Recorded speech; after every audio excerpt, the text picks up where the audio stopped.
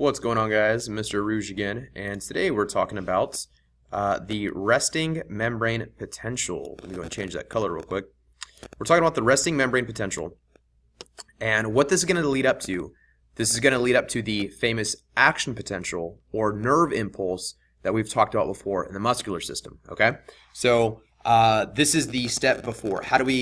What state is the neuron in before it could send that nerve impulse? Okay. So there's a few proteins that we need to be familiar with before we move into this.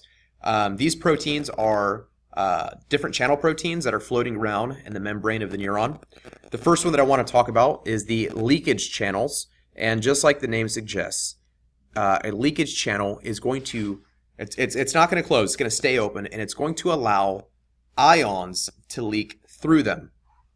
There's primarily two leakage channels that we're going to talk about.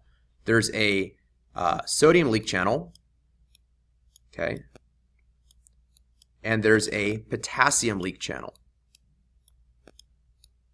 Okay, so those are the two different leakage channels that we're going to talk about, sodium and potassium, and we'll see how that relates to the resting membrane potential in just a moment.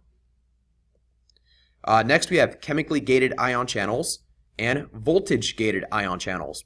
The way I like to break these down to refresh your memory, these ones are open and closed, okay, so they actually change shape.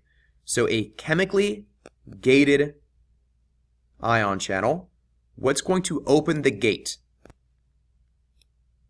What's going to open the gate is a chemical. What's going to pass through that gate is an ion, okay? That ion that we're going to talk about can be sodium or potassium, okay? Now, what about a voltage gated ion channel?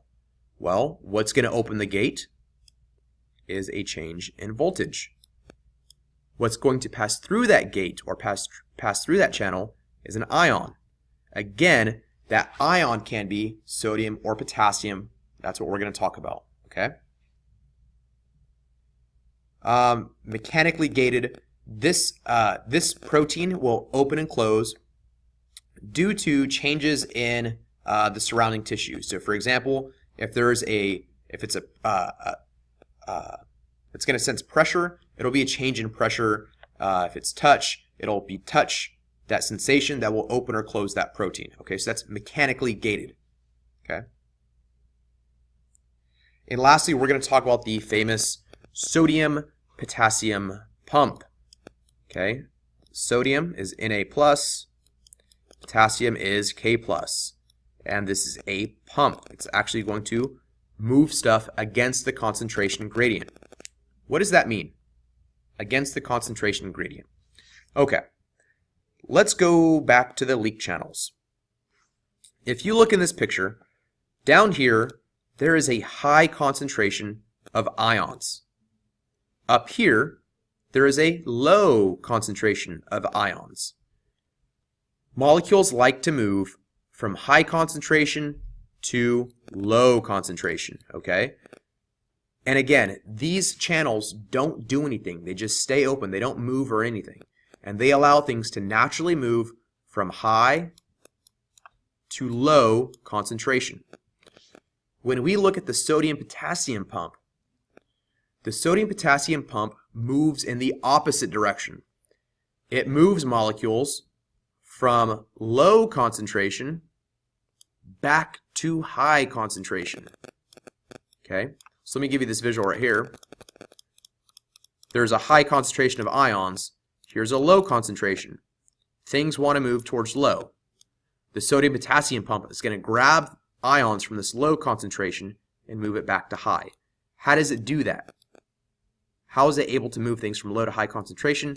That requires energy, okay? And that energy that we're going to use is ATP. Okay? So in order for this to work, to move from low back to high concentration, we have to have ATP, okay? Because that is requiring work. Okay. So some quick notes for you. The leakage channels, and again, this will all make sense in just a moment. The leakage channels are responsible for the resting membrane potential. There are 25 times more potassium leak channels than sodium leak channels. So you could say that the neuron is 25 times more leaky to potassium than sodium. The sodium-potassium pump is going to maintain the resting membrane potential. You'll see this in just a moment.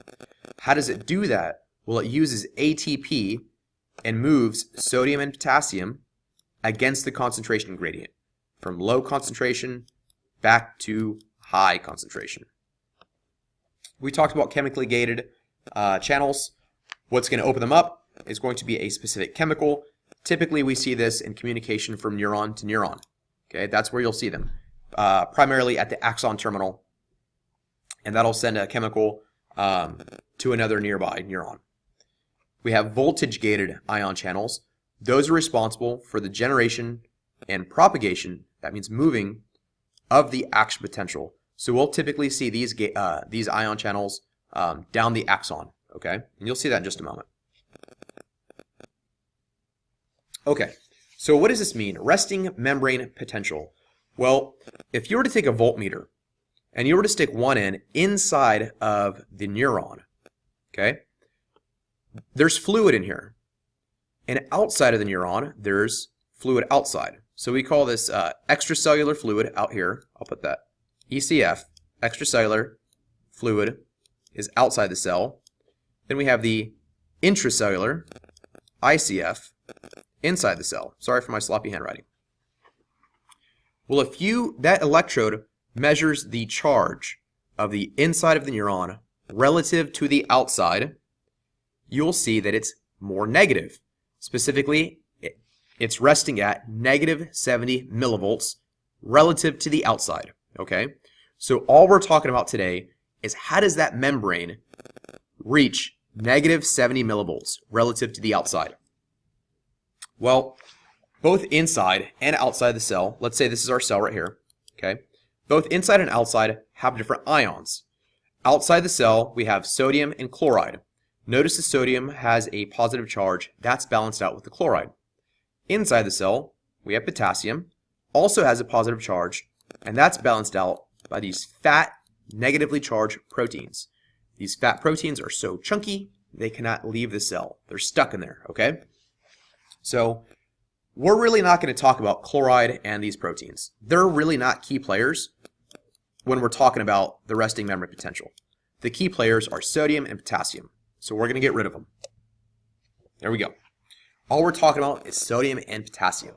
Now remember I said that the cell is more leaky, this is in neurons, is more leaky to potassium than it is to sodium.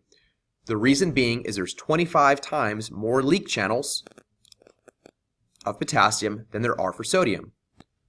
Potassium, okay, potassium is the main ion inside of the cell.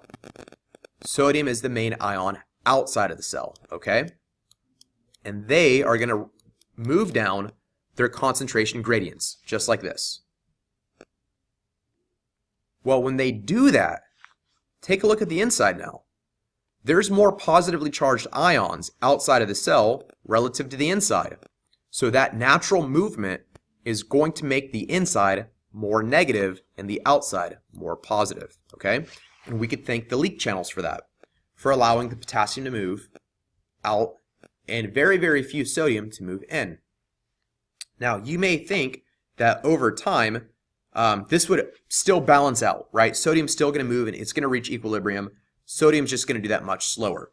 Well, what we have to thank for that is the lucky sodium-potassium pump.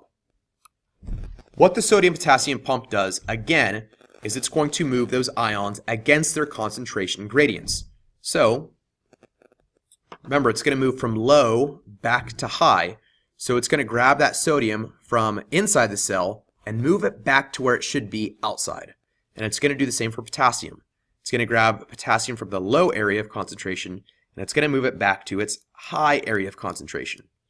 While this is happening, we still have those ions moving through, it'll move in this direction, moving through those leak channels. So what ends up happening is you have it stabilizing. You have it stabilizing at negative 70 millivolts, okay? The leak channels help to get to negative 70 millivolts. The sodium-potassium pump allows it to stay at negative 70 millivolts, okay? That's it for today, folks. That was the resting membrane potential, and I'll catch y'all next time for the action potential. Peace.